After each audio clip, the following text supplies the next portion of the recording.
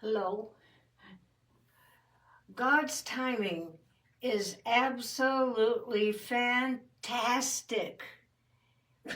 And let me tell you why. So the spies have come back and told them all about Jericho. And now they want to cross the Jordan River and go into Canaan land. But when they got to the Jordan, they were a few miles back, it was overflowing its banks and rushing so fast. Now nobody could get across the river.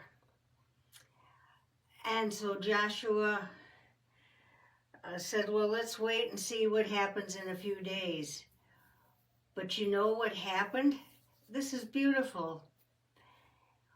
Way up north, 20 miles upriver, there's a town called Adam, A-D-A-M. And near Adam, there is like a gorge with rocks on each side of it. And the Jordan River flows through Adam. Well, you can look this up on Google. Don't take my word for it. I just think this is so cool about God's timing. And so they couldn't cross the Jordan, but 20 miles north, in the city of Adam, there was an earthquake.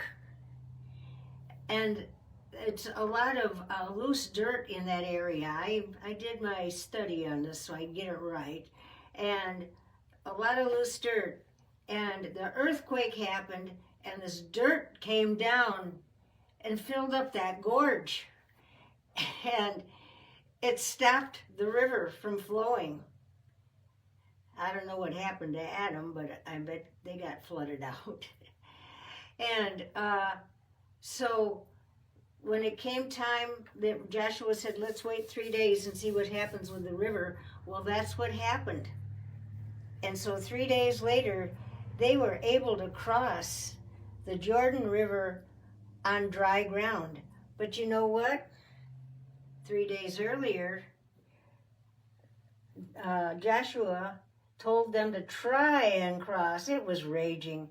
But the fellas carrying the ark on the poles, they stuck their foot in. And then it says the river started to dry up. And soon they were able to cross. The ark went first ahead of everything, and then came all the parts of the tabernacle that we learned about. They came second, and then came all the people after that. And it says it took them 11 days to cross that river, but they crossed it on dry ground.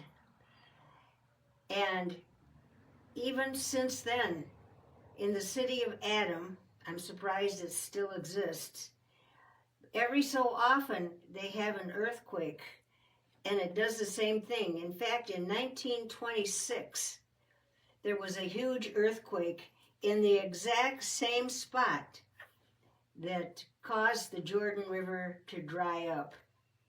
So God oftentimes uses natural phenomena, natural disasters to accomplish his will. Look at the cities he's destroyed by the word of his mouth or the breath of his nostrils. It can be a tornado. It can be a volcano, an explosion. Look what he did to Sodom and Gomorrah, from underground. It can be, but it's all in God's control, and it's in God's timing. But I think it's so neat that when 40 years earlier, they left Egypt, and God told Moses to put his staff up, and he did. And a tremendous wind came, and it made a pathway through the Red Sea. And now here's God again at the end of their journey, having to go through the waters. And this time they're going through the Jordan. And this time it wasn't a wind, it was an earthquake, way up 20 miles north in Adam. But I wish you would please check me out on my Bible stories. I want to get them right. And I like to do the research on it. So I invite you all, please check me out. But 11 days, and when they got to the other side, the first thing they did was each tribe took a rock and they piled up stones. And it was for God as a reminder to their children what the Lord had done for them that day. And they called the name of that place Gilgal. And I believe I read that those rocks are still there to this very day. So God is marvelous. And there's nothing you can do to make me change my mind. We have a great God, and His timing is always perfect. Have a good night. Bye-bye.